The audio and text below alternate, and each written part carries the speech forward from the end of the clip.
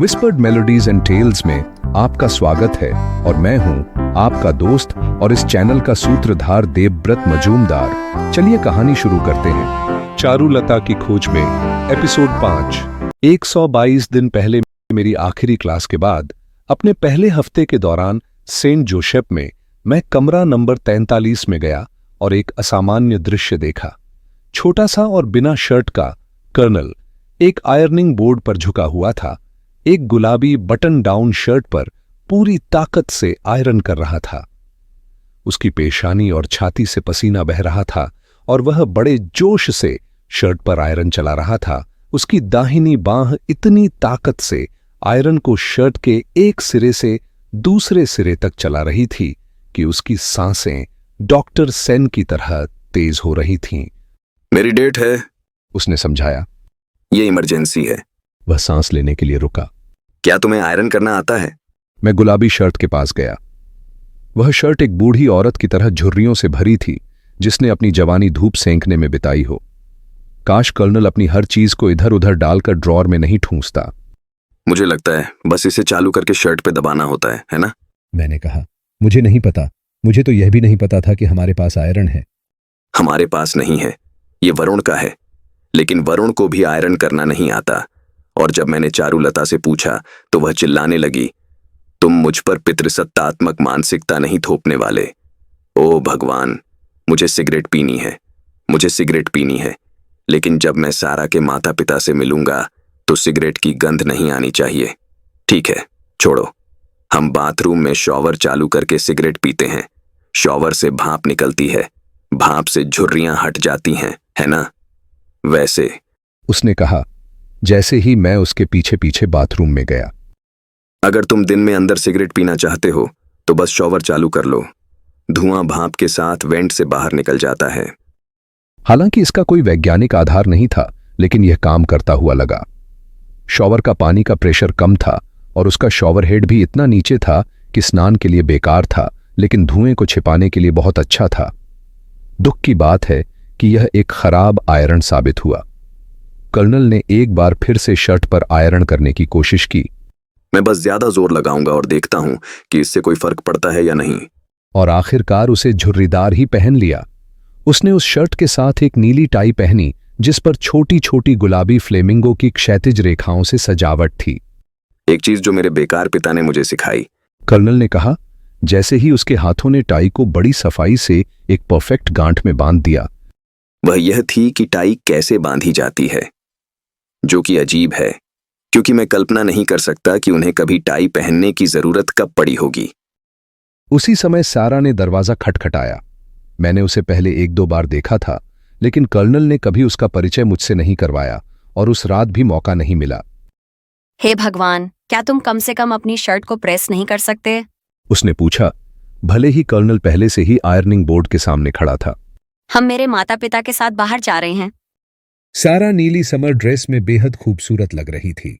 उसके लंबे हल्के सुनहरे बाल एक ट्विस्ट में बंधे थे और उसके चेहरे के दोनों तरफ कुछ लटें लटक रही थीं। वह किसी फिल्म स्टार जैसी लग रही थी, एक घमंडी फिल्म स्टार। देखो, मैंने अपनी पूरी कोशिश की। हम सभी के पास आयरन करने के लिए नौकर नहीं होते। कृष्ण मुरारी, तुम्हारे कंधे पर जो बोझ है वह तुम्हें और भी छोटा दिखाता है। हे भगवान, क्या हम बिना लड़ाई के दरवाजे से बाहर नहीं जा सकते? मैं सिर्फ कह रही हूँ, ये ओपेरा है। ये मेरे माता पिता के लिए बहुत बड़ी बात है। जो भी हो, चलो। मैं बाहर जाना चाहता था, लेकिन बाथरूम में छिपना बेवकूफी लग रही थी और सारा दरवाजे में खड़ी थी, एक हाथ अपने कूल्हे पर रखे हुए और दूसरे हाथ में कार की चाबियों से खेलते हुए, जैसे कह रही हो, चलो। मैं टक्सीडो भी पहन लूं तो भी तुम्हारे माता पिता मुझसे नफरत करेंगे। कर्नल चिल्लाया। ये मेरी गलती नहीं है, तुम उन्हें उकसाते हो। उसने कार की चाबियां उसके सामने लहराईं। देखो, हम अभी जा रहे हैं या कहीं नहीं जा रहे हैं?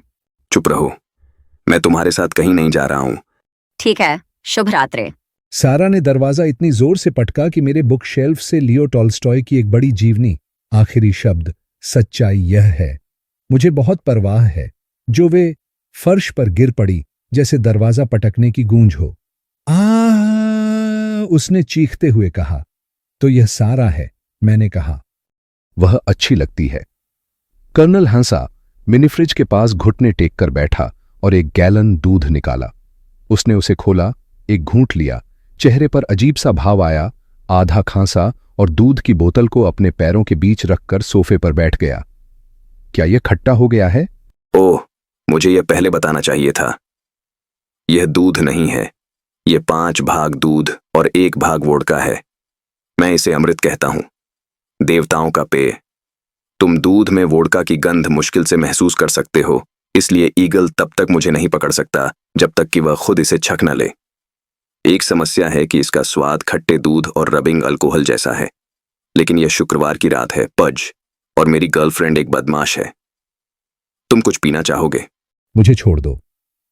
नए साल की पूर्व संध्या पर माता पिता की निगरानी में कुछ शैंपेन की चुस्कियों के अलावा मैंने कभी सच में शराब नहीं पी थी, और अमृत ऐसा नहीं लग रहा था जिससे मैं शुरुआत करना चाहूं। बाहर मैंने पे फोन की घंटी सुनी। इस तथ्य को देखते हुए कि 190 बॉयज 5 पे फोन साझा करते थे, मैं हैरान था कि यह कितना कम बजता था।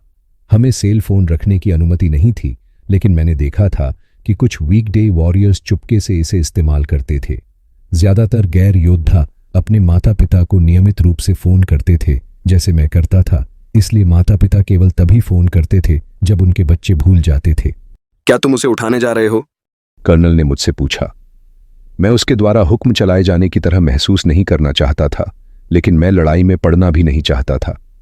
एक गहरे सांध्य आकाश में मैं पे फोन की ओर बढ़ा, जो कमरा 44 और 45 के बीच की दीवार में लगा हुआ था। फोन के दोनों ओर दर्जनों फोन नंबर और गुप्त नोट्स पेन और मार्कर से लिखे हुए थे। 205 555 1584। टॉमी को हवाई अड्डे के लिए 420 773 573 6521। जेजी कफ्स। पे फोन पर कॉल करना बहुत धैर्य की बात थी। मैंने 9वीं रिंग पर उठाया। क्या तुम कृष्ण मुरारी को बुला सकते हो? सैरा ने पूछा। ऐसा लग रहा था कि वह सेल फोन पर थी। हाँ, रुको। मैंने मुड़कर देखा और वह पहले से ही मेरे पीछे था, जैसे उसे पता था कि वह सारा होगी। मैंने उसे रिसीवर पकड़ाया और वापस कमरे की ओर चला गया। 1 मिनट बाद 3 शब्द हमारे कमरे तक पहुंच गए, जो लगभग रात के समय दार्जिलिंग की मोटी स्थिर हवा में तैरते हुए आए। तुम भी जाओ भाड़ में, कर्नल चिल्लाया।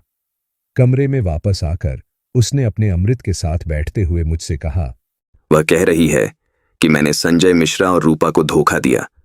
वॉरियर्स यही कह रहे हैं कि मैंने उन्हें धोखा दिया।